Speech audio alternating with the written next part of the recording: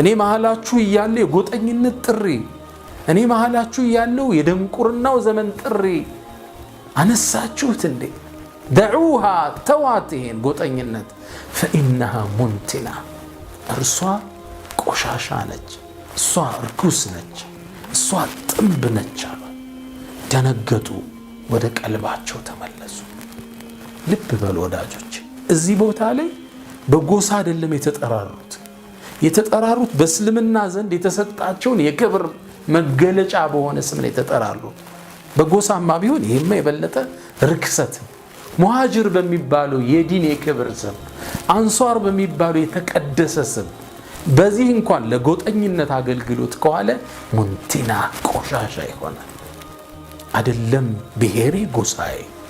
ዛሬ ሰው መርጦ ባልተወለደው ብሔሩ መርጦ ባልተማረው ቋንቋው አገር ጥሎ ይሰደዳል። አብሮ አደግ ይለያያሉ።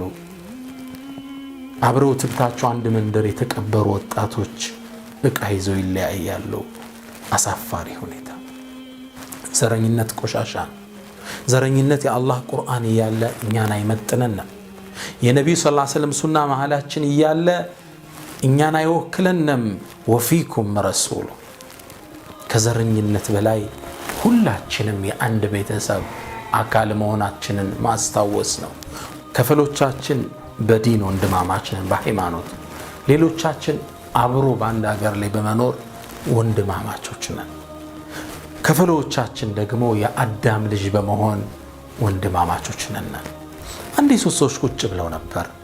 አንደኛው ሊፎክር ፈለገና ትንሽ ምን አለ? እኔ እኮ የጀነራል ልጅ ነኝ አለ። መኮፈሱ ነው።